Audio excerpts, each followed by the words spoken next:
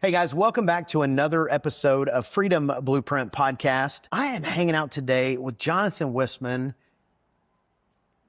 Legend, man. Oh, thank you. Legend. So we actually got connected from a mutual friend, Doug Wyatt. Doug, thank you very much.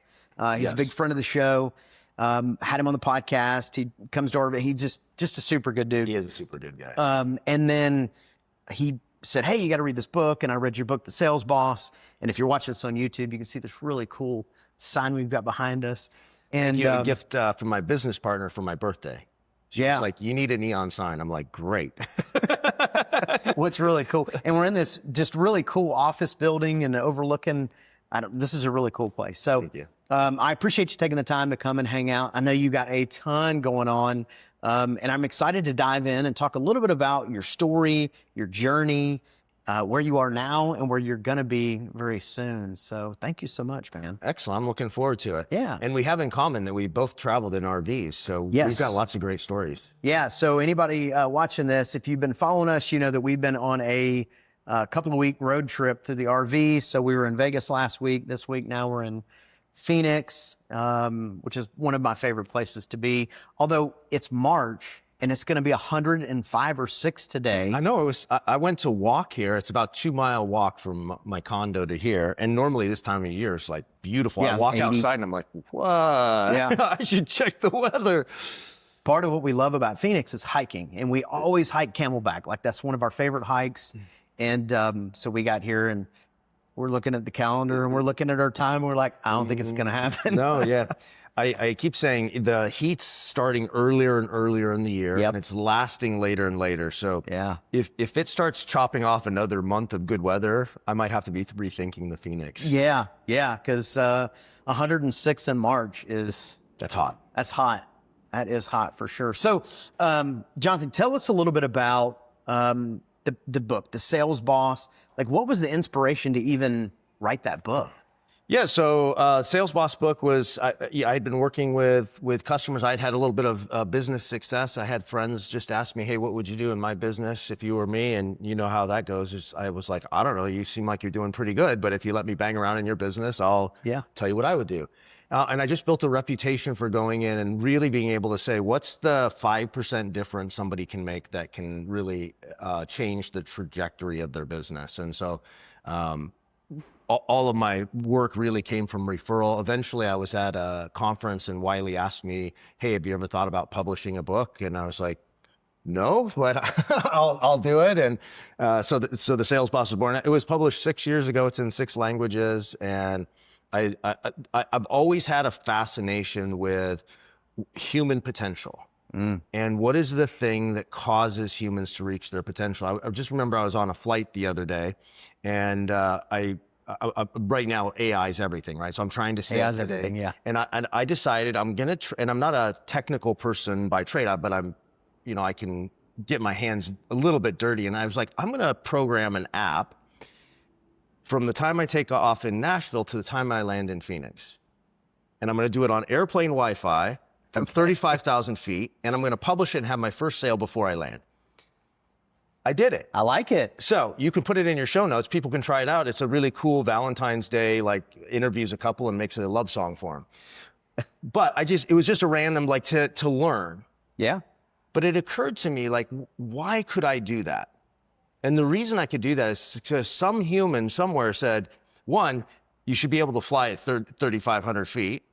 And they got enough other people thinking that. And somebody else thought, you know what, I think you should have internet while you're flying, because why not? And they got enough other people. And like, that's human potential realized. Yeah. Is somebody having an idea, operating at their full potential. And those are the same sort of people that show up in our businesses. And yet I think you get a group of contractors together, or any business for that matter, even outside of home services, but especially in home services. And it isn't more than 15 or 20 minutes when you have owners and they're like, oh, I got people issues. Yeah. It's like the hardest part of the business. And yet it is the same. They have the same humans that decided we should have Wi-Fi at 35,000 feet. The difference is, have you built the ability to transform humans from where they show up to what they're capable of doing?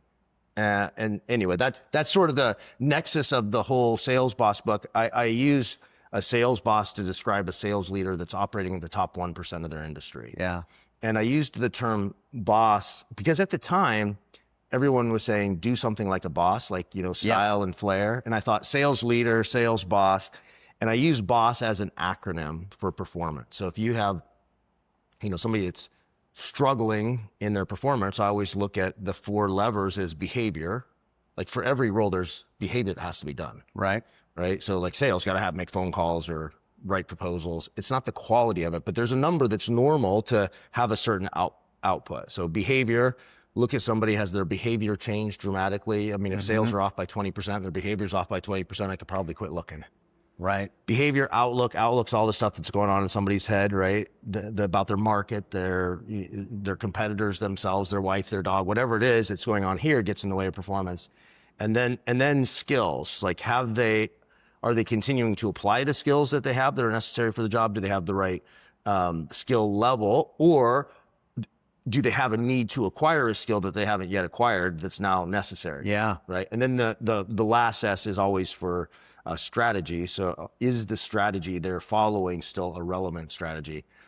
And that became the blueprint over every company I went into to say, how do I transform their sales organizations? Just look at those 4 levers. So what started the journey in sales in general? Like, what was how did you even get started in sales? Well, I didn't really get in sales. So I've got in leadership, and leadership is about people. Right. I grew up in a religious cult. So when I say religious cult, like full on mind control, control your life sort of cult, you leave your outcast cult. I didn't know any different. My parents, my aunts, uncles, everybody that I was associated with was in that. So I thought it was the truth. The normal. It's the way things are. Yeah.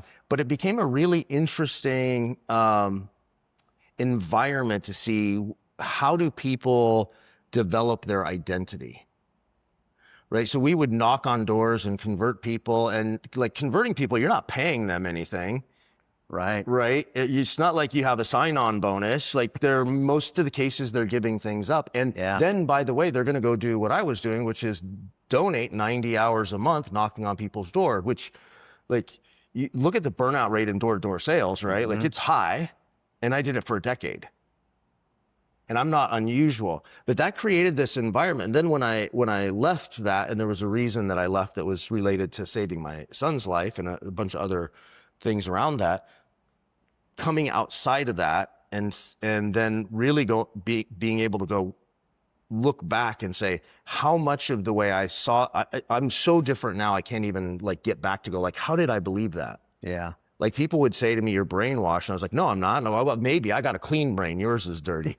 Right? Like so the stories that we tell ourselves, but coming out, having to remake myself and look at how did I get those beliefs? Which of them are truly mine? Which of them came from somewhere else? All of that became an interesting workshop for looking at other organizations. And so, I just got started in business. I got, continued to grow business. I had sold a business while I was in the cult. But just applying that, like you go into an organization, be able to see how does the thing that's happening inside of this business actually happen? And it's all about humans. Yeah. Right. And so I just wrote a new book called Unrecruitable. It's how to build a team your competitors can't beat or steal. I co-wrote it with Andy Elliott. He's fastest growing sales and leadership development guy on the planet right now. He went Yes, he is. 0 to 100 million in 3 years. He's tripled that in the last year and a half. And working together, he's going to hit $1 billion in the next year and a half. No question that that's going to happen. And it all comes down to people. Mm-hmm. And how do you influence people? And I think this is the formula. You want to hear my cult formula? Absolutely. I'm going to teach your listeners. Wait, I want to add something real quick because for anybody listening, they're like, okay, well, I didn't grow up in a cult, so I don't get it. But I think the point that I want to make sure the listeners are getting on that too is it's not even religion, right? It's poverty. Like it's generational poverty. It's generational wealth. Like there's people that are just programmed a certain way that you kind of got to get out of. Everyone has grown up in a cult. Correct. Yes, exactly. Yeah. Right? A culture. Yep. Something that controls the way you think, the way you respond, the way, like in my first book, The Sales Boss, I write, things are only good or bad by comparison. Mm-hmm. And what I mean by that is everything that we encounter, we're judging it in relation to something else we've experienced. Right. It's a super simple example. I meet a lot of people like, I'm great at interviewing people. Well, the only thing they're comparing it to is the 3 interviews they've had in their life. Like they don't really know, right? Right. I remember the first time I was in a 10,000 square foot home, I was like, oh my gosh, I'm in a mansion, because I grew up in a tiny single wide trailer. Good or bad by comparison, right? Yeah.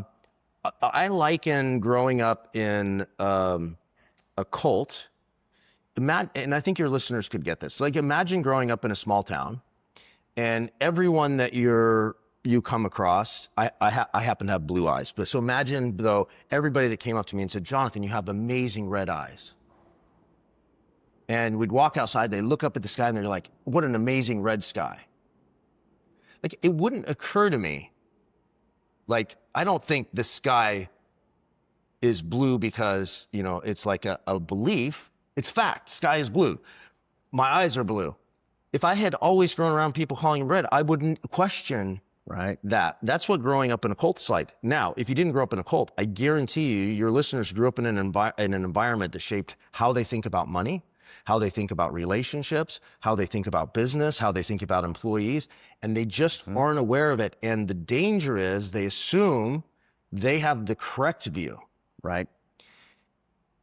I tend to say the most dangerous belief a person can have is the one they don't identify as a belief, because to them it's true. Yeah, because it's a fact. It's a fact, yeah. Because I think people are good, right, and talented. So if we thought it was a problem, we thought we had a false belief, we would fix it. The problem is there are things that you're dealing with that you don't even identify as a belief. You just like, to you, that's the way it is. It's a fact. Yeah. Just like the sky's blue. So that's, anyway, I forget where we went, we're going with that, but we're good. That's that sort of thing. So in the book Unrecruitable, which is about building a team, I think society has changed. Like the days of people going to work for a company and just like giving company loyalty because they're grateful to have a job is just not true. Exactly. Yes. Those days are gone. That whole corporate, I'm going to get the watch after 40 years. None of that's true. Yep. Your owner of the business has to be a billboard for the business. Mm-hmm. Right? You're asking somebody to give their 20s and 30s to you. That's it. And yes, people hire people outside that age. I'm outside that age, so no ageism here. But like the bulk of our businesses are built in people in that age range. Right. And so you're saying to somebody in their 20s and 30s, you're saying, give me your 20s and 30s. And if you do that, you can be like me and my leadership team. These people are being sold that they can earn $200,000 a year sitting on a beach in Bali. Mm-hmm. So I tend to say, like with leaders, I'm like, try this to see if you're like the best billboard. If you had a group of 5 people you're trying to hire them, and you're going to see all of our leadership team naked. Like just turn around naked, show you our blood work, show you our health. And you would say, hey, give me your 20s and 30s and you're going to be like us. Like how many would sign up for it? If you did the same thing with your finances and you said, hey, here's my finances, like not what we say we have, but here's like the challenges we have. Yeah. Here's the ugly truth after grinding our life away. How many of those in their 20s and 30s would give you their life? If you said, hey, you come hang out in my home and with my wife and I, and observe our intimacy and our connection and look at the way our relationship with our children, would they give you their 20s and 30s? Mm. And that's how you have to build an unrecruitable team. Like the higher you can be on that to be the billboard for your business, society is leadershipless. So who do young people want to work for? Who do people in their 20s and 30s want to work for? They want to work for a mentor. Yes. Right? So people don't leave mentors. So in the book, and you're going to hear me quote myself a lot because it is the only benefit of being an author is you can quote yourself. That's it. There's no other benefit. So, but I say, people will work for you for as long as they believe they can do their best work of their life working for you.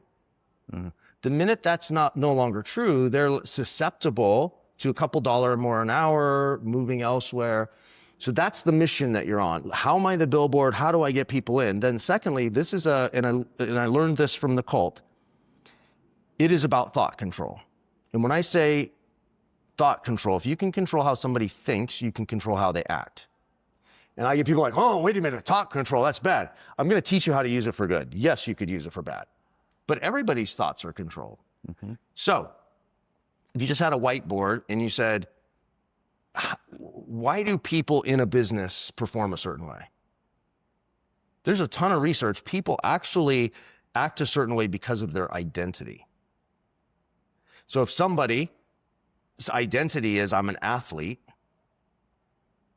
like, you don't have to motivate them to eat right, work out, do that, because they're an athlete. Right. They're joining competitions. They don't have to have a goal of being an athlete, right? If somebody says, I'm a Christian, like, there's a behavior that goes with that. You don't have to motivate them to go to church, whatever. And you can put any identity there. Yeah. Right? If I'm a great father and I have that as strong as an identity, it shows up in the things that I do.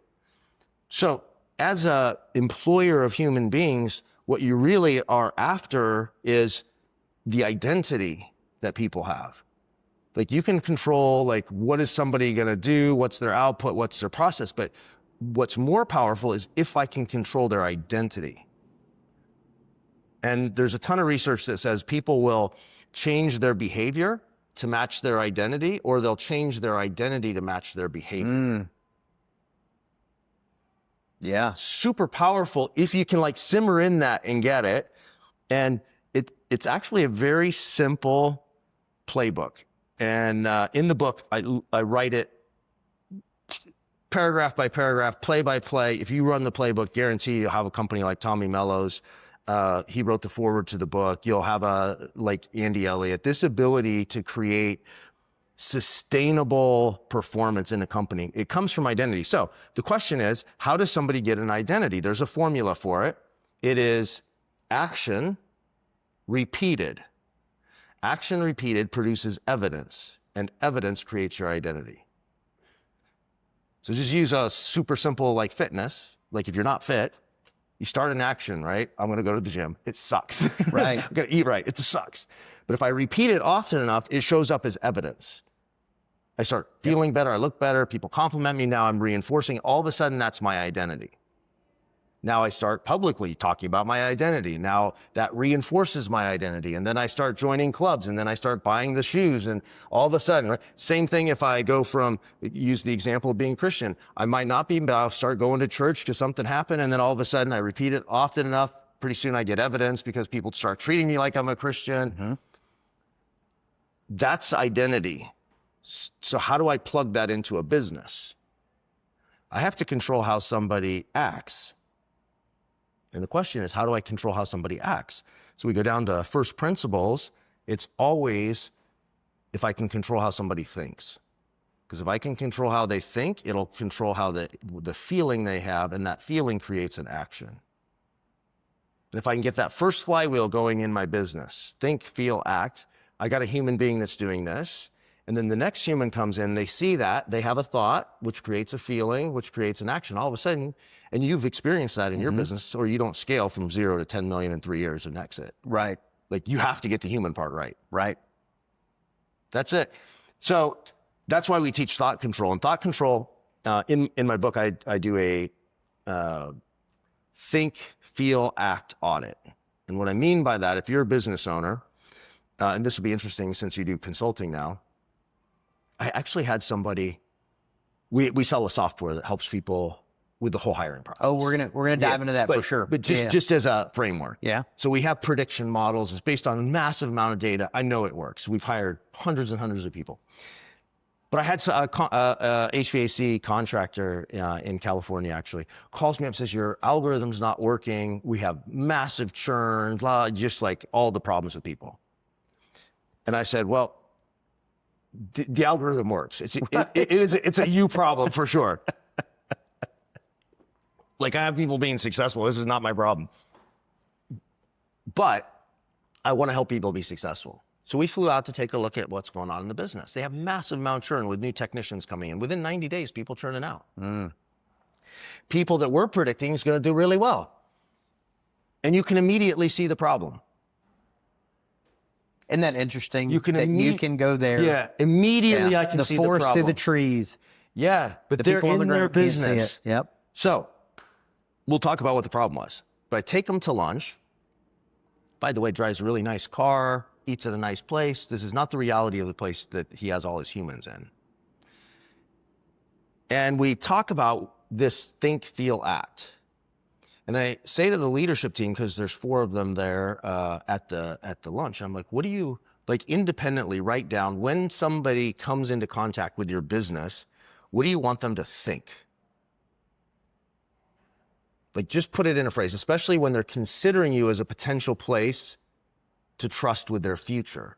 And I'm using that language specifically because I want to get away from this idea of human resources or employers, employee, because this creates a false narrative. Like the contractual thing we're doing is we're saying, you give me your 20s, 30s, whatever it is, and in return, you're going to get this thing. That's the contract that we're in. And you get contractors that burn through people. It frustrates me. And like, they're like, oh, well, good riddance. The trash took itself out. And I'm like, that's a human being who trusted you with their future. Right. That person's going to go home, kick their dog. Their kids are going to see they're depressed. They're going to be up at 2 a.m. going, what the fuck's wrong with me? Yep. That's a business problem. And I think being a business owner and a leader is like one of the most sacred things you can do. You have a responsibility to let people know. We should know. They should know win or loss, where they stand at all times. Well, and we should have created an environment that if they weren't a fit, we would have found that out ahead of time. Right. But once we make a commitment to them, we should have a system in place that can take that raw material and lead it to success. Now, I'm not saying things never go wrong and humans aren't responsible for their own behavior.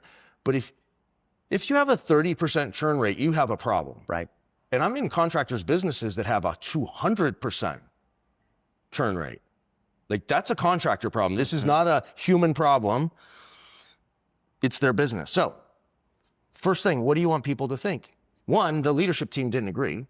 I had them all write it down. They're all different things. So you got to get your leadership team to say, what do I want? Eventually, they settled on, we want people to think we create champions. So that's the standard. We create champions. That's a good one. What feeling do you want people to have? Well, you create champions, so I can trust you with my future. If I work hard, there's going to be a payoff and reward for my family. They had all these good feelings. And what's the action you want them to take because of those feelings? Stay late, work hard, grind it out, do it, loyalty, all the good stuff, right? Like, I don't have to paint the picture. So I think everybody listening to this podcast should do this think, feel, act on it. Get your leadership team, say, what do I want people to think? Because they haven't had this conversation. And your entire business is around thought control. Because if you control thinking, you control how someone feels, you control how they act. Actions, repeated over time, create evidence of an identity. The identity is what keeps people working. It's just a chain. So we talk a lot about mission and vision, and that's an older statement, but it is important. But this is almost like a mission statement for your team. Yes. However, it's actually more nuanced than that. Okay. It's thought control. Mission statements, bleh. Like, I got to have it. Yeah. It's actually, what do I want you to think? It's a thought. Yeah. A really clear thought. So what's a term to use besides thought control that would be? I'm going to give you an example. Okay. No, All right. There's no other word. Get comfortable with thought control. All right.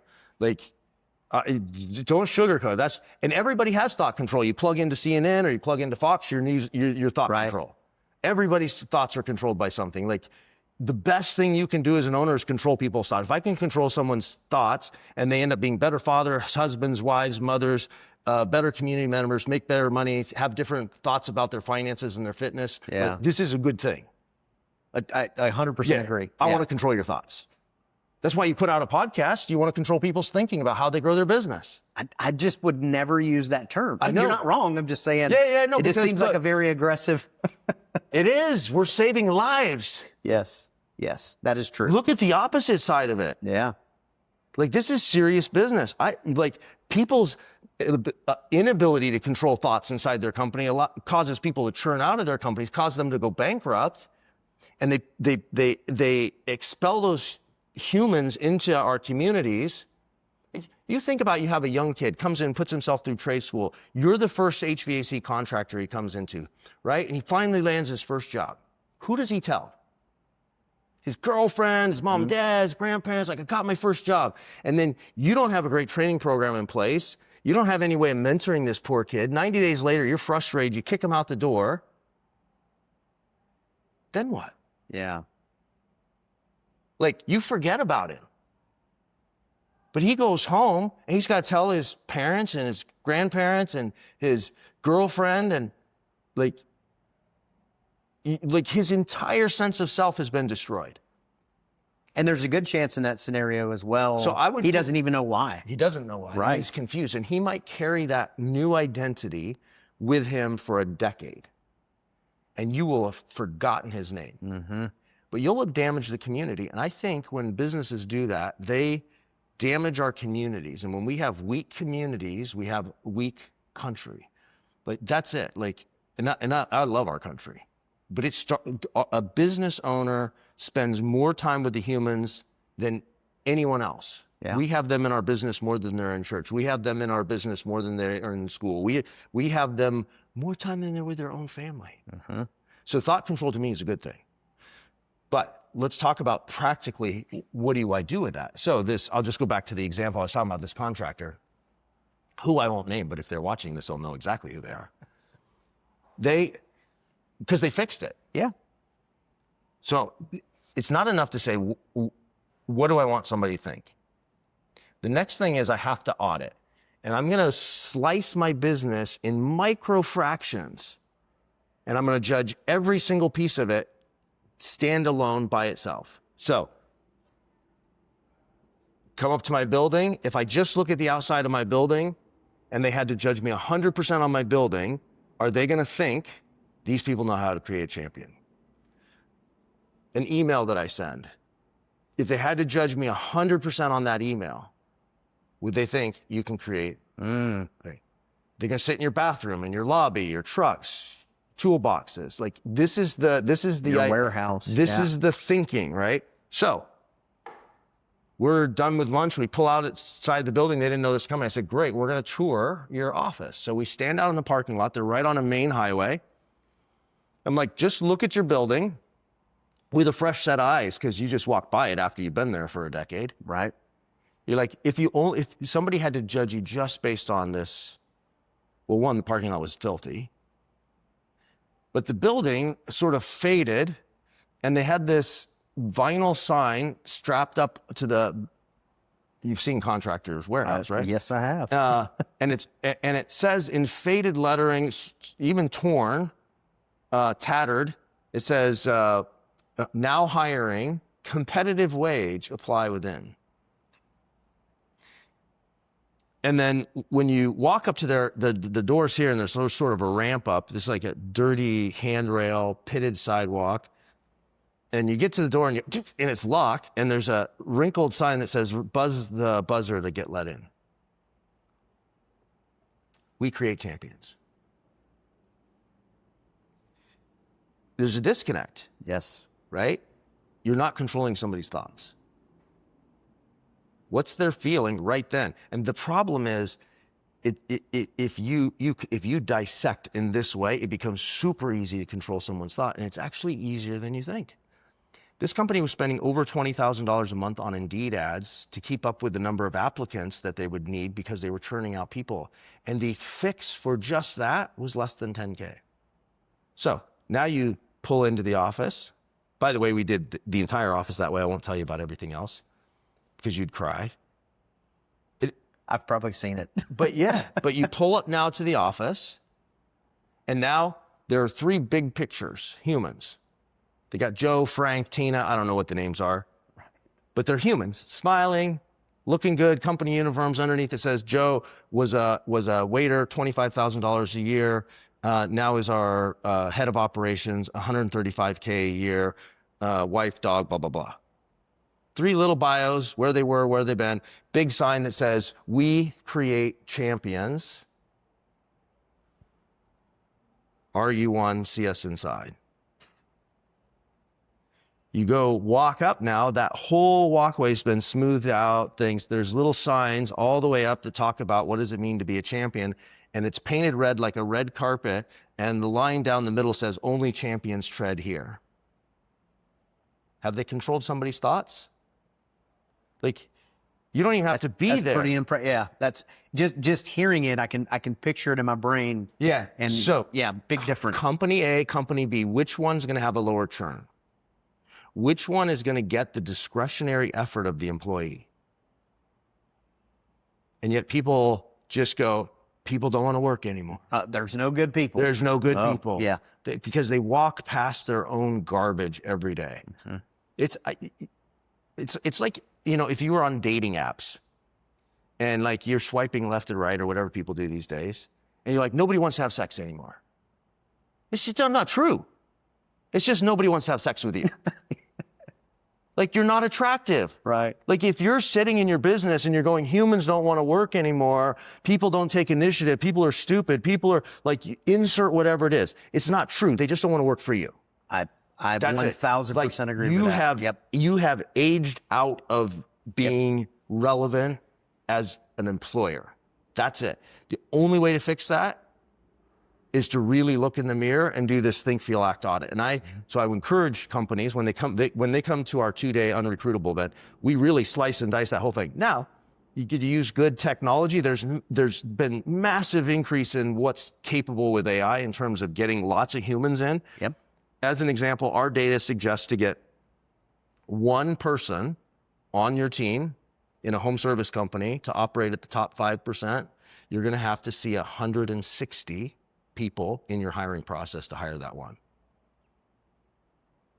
It's physically impossible without great technology. That is true. It's just not going to happen, right? And the truth is, you do have to cast a wider and wider net to find people. That's the reality. But that's why contractors have this, they believe this 80-20 rule, just because they're not seeing 160 people. They're lucky if they're seeing 20 people to make one hire, because it's hard work. Well, and half the time they're waiting until they're desperate to hire. Yeah. And then they're just, speed to hire, got an empty truck. right, got to fill it. Here, fog the mirror. Yep, come on. This is an interesting thing. One is the cost of a bad hire doesn't show up on anybody's P&L. Right. But if it did, it would be the single biggest hole in a company. I'll tell you why. Let's take a company, 10 technicians, selling technicians. Mm-hmm. In your business, what was a player? What would they produce in a year, or the people you work with? About $1.2 million. Yeah. So I'm just going to say $1 million. Okay. So $1 million is an A player. What does a B player produce? About 30% less. Yeah. So my experience has been it's around 600K. Yeah. Just the number I see. And it's different for everyone. And then your C players are sometimes around that 250K range. That's the difference. Mm-hmm. 10 people. In an ordinary company, and this across hundreds of companies we work for, whose data we know, you're going to have 2 A players, 6 B players, and 2 C players. Yeah. That's the makeup. Your hiring... And that's if you don't have any DNFs. Yeah. Because you've let them hang around too long. So, but your hiring process produces that repeatedly. Mm-hmm. The cost difference, with 10 players... round math, that's about $6.5 million in revenue produced by that 10-person unit. There's $4.5 million, 58% loss there versus if you could just hire A players. 58%. No more leads required. Right. No more training required. Like all of the stuff that churns in that B and C. Even if you just are able to move the C and avoid the C hire and move B, because like some contractors don't believe you can have all A. It's just not true. You go into Tommy Mello's company, 80% of players are A players. You go into Andy's business, 80% are A players. The others are B, well on their way to being an A. Like nothing else happens in that. Right. And by the way, their A player isn't $1 million a year. Their A player is $2 million a year. So what are And you, enough A players, they'll Yeah. smoke out the B and C Yeah. because it won't even be acceptable to be anything else. Here's the thing. If you really believed that as a contractor, that there was a single item that if you paid attention to would increase your revenue by 58%, your profitability, wouldn't that be if you're looking on a P&L and there's like this big 58%, you're gonna be like, let me go do that. Right. But you literally get people go, oh, I don't want to spend a couple of grand a month on great hiring technology. No, I'm not going to send my leaders to get trained on how to interview people. It's the dumbest thing ever. Mm-hmm. And business is so much fun when you have great humans. It is so much more fun. We had a contractor here in Tucson. We're in Phoenix, but in Tucson, we went down and see them. They had 30 open positions, struggling to fill them. They actually came onto our platform early on. And then quit. Like, he says, it's not working for us. So I was like, well, and then we were at what do they call it? Mastermind. Mm-hmm. There's 12 other contractors there. 4 of the contractors there are great clients of ours. They're like, man, this is the best thing ever. And so I'm sitting next to dinner with a guy that didn't work out. And he's like, that wasn't my experience. I'm like, well, lots of reasons for that. He's Right. like, but if you come back in, we'll do it. Like, I won't charge you. All the money that you spent with us, I'll let you, like, it's fresh cash. And let's just focus on because I want to, Right. I want to fix, I want long-term clients, right? And so they came back onto our platform. And to be fair to the contractor, our platform got way better, right? Because every year we invest Right. more money in it. And I'd probably made $3 million worth of more investments in our technology. So the technology was better. But we also taught them how to run what I call a talent reveal interview. My team went down there. We ran the first few for them. They filled all 30 of their positions that year. And when they get on a call now, I have videos from them. They're like, our most excited day in the office is the day we're interviewing and hiring people, because we know for a fact we're going to add $1 million worth of revenue to our business, like with certainty, and it's fun. Who says it's fun to hire? Like, my clients. The people that know how to do it, Yeah, right? people know how to do it because Right. humans are fun. So anyway, they're doing this, but they had such success. They came back and they invested $250,000 into my company to help me grow it. So from unhappy to like, I'm going to invest. I'm all in. Right? Yeah. But the reason I share that is this is a fixable problem. I don't care if you fix it with us or somebody else, but this idea that humans are broken, there are no broken humans. There are just broken environments. If you fix the environment and you can control how somebody thinks, and Andy Elliott as an example, he'll have people come in who were drug addicts. He's not going to hire them while they're a drug addict, but he'll say to them, look, go work here. I'll support you. As soon as you become the best player there, I'll bring you into my environment. And then his environment is so strong, he'll take that person and make them $1 million a year personal earner, like not sales, That's but right. their commission. It's not a broken human. You take any human, put them in the right environment over time. Now, the question is, how dysfunctional of a human are you willing, like, can they improve in the timeline necessary for you for your business goals? But I believe that about every human, like in the right environment. And do they have the willingness to do it? I think Every human has the willingness to do it. When they don't have the willingness to do it, it's because their identity has been so beaten up, bruised. Like, it's a totally different thing if you go, there is mental illness, those sort of things. So I'm going to exclude the 0.5% where there's a true mental illness. Somebody's like functionally, like, if you're missing 2 legs, you're probably, this is a problem. You're probably not going to run marathons. There are some that do, but so I'll use absolutes. 99% of people are not broken. They just had, and that comes from, in my background, I came out of a very violent, controlling, and I see people come out of that, and some people can bounce back and build a great life, and other people get stuck in drug addiction and homelessness. And even with my brothers and I, we have some of my brothers do really well, and other ones are on the street. Like, it's an environmental choice, right? Of, am I going to stay stuck in an old identity, or am I going to be working from a future identity?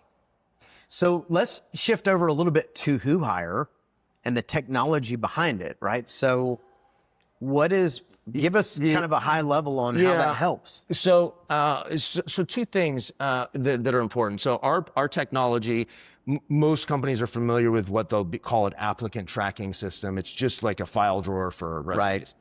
So in our platform, it's technology. It'll help you write the job ad. We analyze thousands of job postings. So we help you craft the perfect ad.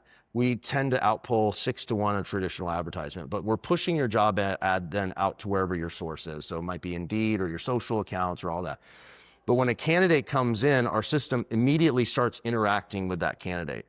So through text message, video, email, and it moves them automatically through a hiring process. And that hiring process can be matched to the whatever the contractor wants, but there's stages that go through that. And so we handle what I say 70% of just like the mind-numbingly dull work of HR, reminding people to show up for an appointment, telling people thanks, but no thanks. Our system handles that right inside the system. It feels very human, but it's automated. So as an example, AI's come a long way. I can take a video of you, and every single candidate that comes in, I can analyze their resume and send a personalized video that looks and sounds like you to them, talking about their resume and encouraging them to go through the hiring process. So this candidate That's pretty incredible. Feels like right. The CEO just sent me a message saying he wants to talk to me, but I have to do these 2 automated things first. We treat it just like marketing, right? So like you're trying to get this universe of candidates and funneling them through a process. The truth is you have to cast a wider and wider net. So why do contractors, they realize, hey, if I advertise on social media, I'm probably going to get the person not looking for a job as opposed to the person on Indeed. I probably want the person that's not looking, but that's capable. The problem is, without a system like ours, you push money into social and you do it right, you're going to get thousands of applicants, and there might only be 5 of those applicants you want to talk to. The others are like, the last beer in a 6-pack or smoking weed and just like slam the apply button. Right. Our system sort of filters all that out. Otherwise, you have this poor gal in HR going, I got 1,000 candidates on social media, and none of them are good. Truth isn't that none of them are good. It's only like 5 in 1,000, right? But those 5 are gold. So our system helps find those. So that's one, just like the thing. But you could take all that away, and the beauty of our system is actually an algorithm. And I'll tell you how we have developed our algorithms. But that algorithm takes a candidate coming in, it's going to ask them a number of questions, and it's going to compare their future performance to people whose performance we already know. And we're going to give them a 0 to 100 fit for that role and a 0 to 100 what we call a flight risk. So how long are they likely to stay? So is that position specific? So if I've got a tech, it's position specific. Okay. So every tech, like if you're an HVAC company, we have a model that is a selling technician, an install technician, a comfort advisor, like, because there's nuances in how you're building your organization, what you're asking of that human. But the way we build those models, so for instance, when we came in, and we have them across a lot of industries, but when we decided we were going to be in the trades, working with Tommy Mellis sort of opened my eyes to like, there's this whole world out there that we can do. Great story of how we, and then I'll tell you how we build those. Great story of how I got the algorithm. I wrote the book, The Sales Boss. So I was out at a conference in Florida, and I'm a huge believer in personality assessments. Yeah. There's a bunch of them out there. Deese, Myers-Briggs, PI. People go, I love these assessments. And I write about them in my book, and I sold a bunch of them. Because it's just like humans are a puzzle. So like anything you can do to give me a clue of who is this person. So I was at a conference speaking about it, and this gal comes up to me afterwards. She's about this tall. Regina, she's my business partner now. She literally grew up in Taiwan in a rice paddy. No running water, no electricity. First of her family go to college. She's an amazing data scientist, IO psychologist. And she just says, I think these assessment companies have it all wrong. I don't think a business owner really cares if somebody's introverted or extrovert. I think they care, if they come onto my team, are they going to be in the top 5% for performance? And are they going to stick around long enough that after I invest in them, I'm going to get a return? I'm like, okay. What are you doing differently? And she had created an algorithm, and she didn't have a ton of clients at the time, but they were all brand name clients. So she had Mercedes-Benz. For Mercedes-Benz, she'd create an algorithm. Applicant comes in to do a car sales position, and she would output a prediction. This guy's going to sell 50 cars a month, 10 cars a month, 3 cars a month, going to stay around X period of time. She was getting to within 15 to 20% pre-hire. That is so impressive. It's like a cheat code, right? By the way, that's why we have contractors. Like if people that are listening know Call Dads, they hire all their people through us. They've hired 200 people through our platform. They print technicians now. Yeah. They don't compete for talent. They hire, they train. They don't worry about how much money they're spending investing in their technicians because they know they have less than a 20% churn rate coming out of training all those people. Which is it's like unheard of. Completely impressive in our industry. Which, by the way, for your listeners, and I don't mean this to sound like a sales pitch, but I do think it will transform companies, and I care about transforming companies because I care about what's happening in our society with humans. This ability to predict who's going to work in your environment is such a cheat code. Like it just solves everything. Anyway, so Mercedes-Benz, she had CrowdStrike, the big cybersecurity company. Yeah. They have a $2 billion valuation. Oh, where I was going with that, to grow our company, 90% of the money that has been invested to grow our companies come directly from customers. Like, that just doesn't happen if you're not fixing things. Now, I'm not claiming to be perfect. I'm not claiming we wouldn't have unhappy customers. That's business. But for sure, nobody's more committed to the trades to figure out this thing around human potential. So how did we get into the trades? We were like, well, because originally when I invested in Regina, moved her here to the US, we built a company around her. That was about 6 years ago. I was working with Tommy Mello as a consultant for him, helping him grow his business, and we did well with him. Some people say he's an underperformer. I don't. I don't know that anybody I'm says kidding. that. But the guy's brilliant when it comes to people. So Yes. like he can see that sort of thing. And we built a model for his garage door technicians, and he eventually became an investor in our company and helped us grow. But that was the entry to the trades. And I started looking, originally, my background, the sales boss was large enterprise companies. So when I invested in Regina, I was like, well, let's go after, First American Title and Dropbox and the big, companies like, and so we did that.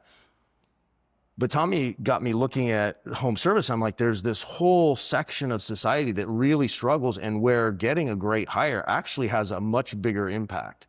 Yes. The problem is you need a massive amount of data to do prediction. Like we're not just looking at a human and going, okay, here are the attributes that make them successful. We want data. And so we partnered with Nexstar. So they have like 1,200 member organizations. Yep. And many of their companies got into a Pathfinder program with us, and they gave us access to all of their employees.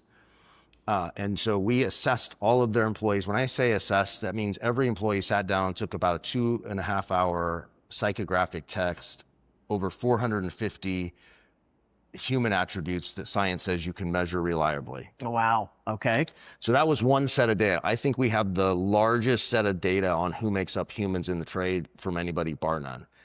But that data by itself isn't that valuable without performance data. So we have this data that, if you think about it, a data column, that's one set of data. On the other side, they gave us all the performance data for those people. So you get to take all the KPIs. So we took all the Service Titan data. We also got manager ratings for every employee.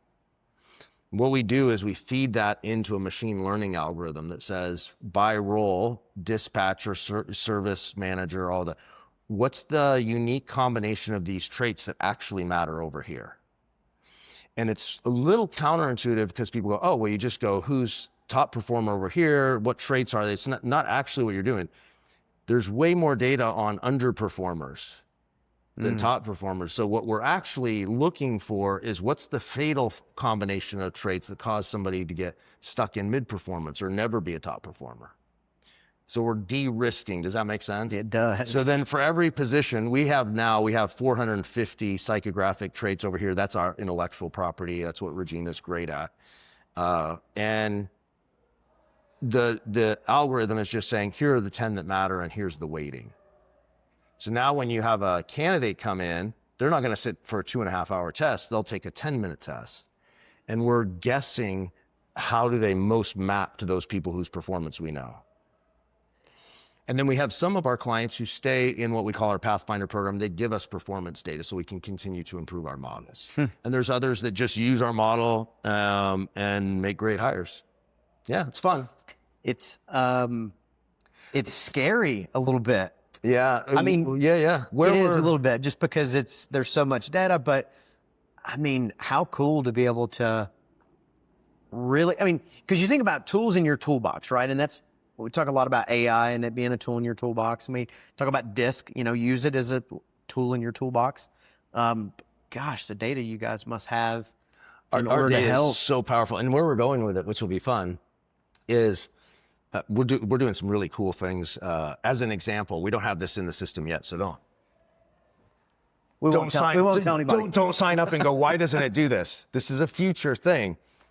But during the hiring process, we have one-way video interviews, meaning your candidate, you ever chase somebody to do an interview, they show up in 5 minutes, you're like, I'm never going to hire this person. Yeah. But you're a good human being, so you're going to waste a half hour of your life. You feel obligated. You're never going to get back. So you want a vibe check on this person. So imagine this does exist today. Candidate comes in, they get a video from you mentioning things in their resume saying, hey, there's 3 steps. It's automated because we've had overwhelming interest. If you do these 3 things, I can get you routed quickly to the right person. The candidate's going to do those 3 things because it feels real on the front end. Right. Right? So they do those 3 things. You get a whole list of, one of them is record your answer by cell phone to these 3 questions. So now you can log in, you can see the person, you have, by the time, none of our clients ever look at a resume. When they come into our system, by the time you look at them, we've given you a prediction, 0 to 100 fit for the role, 0 to 100 their flight risk. We have a skills-based assessment. So if you want to know, does somebody have a basic knowledge of construction or plumbing, we've already assessed that. We've given them a score. And you also have a vibe check. You can look and see, hear them talk, and our AI has analyzed the resume and say, how many years of relevant experience do they have? Are you going to make a better hiring decision with that? And you have that in hand before you ever sit across from a candidate. What a time saver. Huge. I had a guy, cleaning company of all things, came up to me at a conference, and I didn't even know him, which is sort of fun to get to the point where you don't know all your customers. It's a little disconcerting, but he comes up and I'm like, are you happy or not happy? Because if you're not happy, it's a you problem. No, that's bad humor. But he just comes up and he's like, I was trying to figure out the ROI. Like, how do I explain the ROI of your system? And he's like, I used to interview, and I forget what his number is. He's like, I used to have 20 interviews to make 4 hires a week. 4 hires a week. Yeah. And he's like, I now may have 6 interviews to have 5 hires a week. Yeah. He's like, I paid somebody $23 an hour to do interviews. You've saved me $40,000 this year just in interview costs. And that's not even looking at resumes. Yeah, he's like, that's sending emails. Yeah, he's like, that doesn't include, and it doesn't include the better quality candidates he's getting. Yeah. So that's the game that people play. In your business, if you're mishiring, you're leaving a 58% growth in your company for sure, unless you're exceptional. But I would just say, if you look at your company, 10 people, and you had to split them A, B, and C, you're probably going to say 2 of them are A players. You're probably going to call them unicorns because you don't believe you can hire them. Like, people will say, well, take Alan's numbers out there when we're projecting for next year. Nobody sells like Alan. Like, if we could have 10 Alans, we'd be like, imagine who I'd be if we had 10 Alans. You can have 10 Alans. Right. That's the new world we're living in. Those are the contractors that are going to win. And by the way, in private equity, say what you will, private equity, I'm not taking a position on this. The one way your non-private equity player is going to win, go back to identity, unrecruitable. If you're the billboard, you are the brand. Right. The human is the brand. And by the way, like, Tommy's the brand, right? Right. And he sold 41% of his company for $500 million. And he's ready to sell another portion of his business. And I believe that piece will sell by itself as a fraction of it for another $1 billion. Don't quote me on that. But I have it from reliable sources. He's still the brand, even at that size, even though it's being thousands and thousands of employees. And yes. Yeah. Yep. that's the work to be done, and that's where the payoff is. But it isn't just technology. Tommy, like when we worked together, we put in place his dream manager program. We talked about how do you engineer a location so that it's that think, feel, act audit, and people come in. Doesn't matter if they're in Kansas City. They come in. They understand, what A1 is, and they know how to feel and act because he's controlling their thoughts. It's thought control. So so for anybody who wants to know more about Who Hire, if people want to find me, the easiest way is thesalesboss.com. Everything's on there. You'll find your way over to Unrecruitable events. You'll find your way over to Who Hire, thesalesboss.com. It sort of starts there. And then I warn you, it is a deep wormhole around putting your mind on fire of how to get better. Well, and so all that stuff, we'll make sure we'll have it all in the show notes, all the ways to get in touch with you, all the ways to get in touch with Who Hire. One last question. What is the right size company for Who Hire? So I get that question all the time. What's the cost of a bad hire? Like, if somebody knows that question. Yeah, right? I'm going to say 3 times what you pay them. Yeah. So minimum. the cost to be on our platform, people are going to invest somewhere around $20,000 a year. Okay. So in my opinion, if you're hiring 2 people a year, that math is hard for some people because they're cutting us a check that feels real, and this money they're losing doesn't feel real. Yeah, that shows up on the P&L. That doesn't. But the truth is, what does show up on the P&L? Let's talk about if you have 50 salespeople or 50 installers, wherever you're. I tend to, because of the sales boss, I think of it as the point of connection with the customer success, salespeople. That's what matters, right? Because without revenue, you don't have anything. Right. If you get that part right, everything is. But let's say a company has 50 and they have 10 underperformers, they can sort of carry the underperformers. If you have a team of 6 or 5 or 4, can you afford to have 50% of your team underperforming?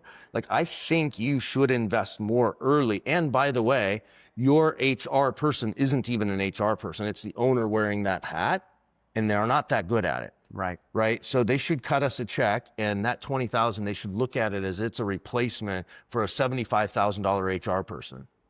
Like, that's how they got to just. Except way more data. Yeah. Way more data. Way more automation. Like, we put people on a month-by-month plan. It's $18.95, I think, a month.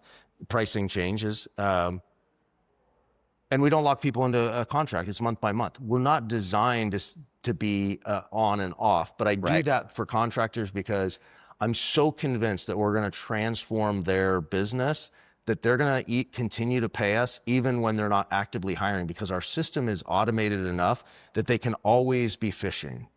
I'm going to say this as a recovering contractor, you should always be hiring. It should be a constant part of what you're doing. We always called it upgrade season. That's right. And it wasn't necessarily for a negative term, but it is one of those things where when you talk about the 80-20 rule, because that's a thing, the below the B's, we're constantly trying to get that moved up. And that's either we're changing our people by training them or helping them get to the next level, or we're changing our people by replacing them with other people and getting them we have a guy that runs wholesale for real estate, totally different industry, wholesale for real estate. He's trying to build a team of 5 salespeople, and just his goal was, I'm going to hire one, I'm going to get them going, I'll do a second one, do a third one. He came to our Unrecruitable event. He got the vision. We ended up starting to work together. And I told him it's way harder to hire in 1s and 2s. Mm-hmm. Right? Like, how many do you want? He's like, well, eventually I want 50. Well, that's going to take you a long time in 1s and 2s. Yeah. Like, so we did some sales boss consulting with him and really architected it out. By June, he's going to have that team of 50, and we started in February. Oh, nice. He already has 10 people on his team that are up and producing over $1 million each in revenue because he's getting the right people. That's the difference. So he's no longer hiring 1s and 2s. Every training, every time he does a hire, he hires 10 people. Right. Think about the ability to hire 10 at a time. That changes the math. one, you're going to put them through onboarding, you're going to put them through training, you're going to do extra coaching with new hires. Like, would you rather be doing that one-on-one or one-on-10? I'll tell you, from the first plumbing company that we owned, we grew it pretty fast as well. And that's what we did. Anytime we hired, it was 10 people. We had them in a 6-week class. It was an onboarding class that we had. And we knew that 70% were going to fall off by the end of it. We knew what the investment was. That it was worth it. So that's super smart. I would have just added to it, instead of a 70%, let's have a 20% churn out. It's like, if you could have done that in addition, imagine. Yeah. Like, and that's real. But smart contractors are hiring in bunches, even if they don't use technology. Right. Yeah. We teach a process that we called a talent reveal interview. Think of it like a group interview, but it's like a stage play put on by a psychiatrist. It's so much fun. If your listeners go to salesboss.com/free, there's a whole blueprint. They can just download it. Won't cost them anything. And by the way, do you know who Ben Hardy is? Wrote Who Not How. And I paid him. He came out and did a course for some of my clients. And so that's up for free as well. It's great. Like, how to 10x think about your business. The guy is a genius. Yeah. So salesboss.com free. They can get that. That talent reveal interview, Andy, as an example, he goes from 2,200 applicants down to 50 people. They all come in for that interview, and he'll hire 8 to 10 of them. And he has an 80% success rate of people sticking. He wrote me a $2 million check to invest after experiencing it. Yeah. Like, people don't write you a $2 million check just because they like you. Right. He can see where we're going with this. Like, we are at the forefront of using data. And it's, again, you could hire great people, raw material, because we're not saying this person already has all the experience. It's sort of like if you could go into a room and you could see a bunch of young kids all beating on pots and pans and making music, and you could say, look, if I trained all these kids the same way, gave them the same opportunity, the same, loved on them, like they got all the same, this kid's gonna sing karaoke in the shower, this kid's never gonna sing in public, and this one's gonna be at Carnegie Hall. That's what we're giving you in that. So what are we not looking at? Well, we don't know if they have relationship problems, right, what I call hygiene, drugs and alcohol, relationships, finance. Like, there's a lot of reasons people don't live up to their potential. You still have to have, that's why you do the face-to-face interview. Right. But you better be able to do it correctly. Mm-hmm. I try to teach people they should look at every hire like a $500,000 decision. And so for my clients, I literally print, you know, the old, like, what do they call it? The, big checks, like sweepstakes checks. Yep. Just don't make them that big because you're a Walby. But if you just take a check, it's a dummy check. And when your leadership team decides they're going to hire somebody, I want them to make that check out to that person, make it for $500,000, and on the back of it, endorse it. And every person writes, why are the top 3 reasons they believed this person was going to succeed? Just pin it on the wall. That's a good, right? And when they churn out, take it off the wall, bring it into your executive meeting and flip it over and reread it and look at your hiring process and say, what did we miss? Mm-hmm. And how can we orchestrate our hiring process to not miss it next time? This is just process engineering. You do it in every other area of your business. Why wouldn't you do it in the human part of your business? Like, if you had a production line that consistently had a part that was breaking down, you would, like, trace back to root cause and go, oh, well, this is happening because in our manufacturing process, we don't weld this thing on tight enough. Let's improve the weld. And let's do that with our human process. It's the biggest source of revenue in your business is your people. And it's just waiting for people to pick it up. Well, Jonathan, I appreciate it, man. This has been awesome. It's been great to chat with you. Yes, absolutely. And all this information will be in the show notes. We will probably have some links in order to get the books too. So you guys can go out and buy copy of the book and dig in. Is it on Audible? It's not on Audible yet. Yes. But it is on Amazon. Okay. I'm going to get it up on Audible. I'd prefer people to read. I know that's hard. But I am going to put it up on Audible. Yeah. For your group, we do a 2-day event. Mm-hmm. It's normally $9,900 to come to the event. I'll give you a discount code. People can come as your guest. Perfect. But they got to come in 2s. And the reason is, you always have to implement in 2s. Yeah. Yeah. Like, but people will be on fire when they come. And it's good accountability. It's good accountability. Yeah. The thing with two. When you come in and you go through our process, and we actually do it at Andy Elliott's location. The value of that is, I think, let's say you're a $2 million, $5 million, I don't know, whatever revenue somebody is, maybe they're 20 million. You don't even build a $2 million company being stupid. Right. It's hard. So these owners are smart people. It isn't that they can't do it. It's they've never seen it. They haven't seen the playbook. They haven't seen the pattern. Once they come and see it, they can't unsee it. When you come into Andy's thing and you walk up and you walk through his building and you sit through his sales meetings and you talk to his people, and we do live interviews, and you see it, you'll never do an interview the same way again. Promise you. Like, you just be like, what the heck have I been doing for the last 5 years? It's not because there's, it isn't because they're not capable of it. There's no magic. They just haven't seen the play. I was going to say, you don't know what you don't know. That's and they're going back to what you were talking about at the beginning, is they're just going off what they've learned Good before. or bad by comparison. Yep. That's it. Yep. Yeah. Easy to think that you're a great, it's great to think you're a good athlete, if you were a good athlete in high school until you try to play in the NBA. Right. then you realize, I got a lot of work. Killer. Well, I appreciate it, man. And guys, absolutely. Thank you so much for coming and checking it out. And we'll make sure and put all this information into the show notes. And come see us in Phoenix. The weather is good, except for when it's not. It's always good. It's always good. It's a dry heat. That is a fact. We'll see you guys.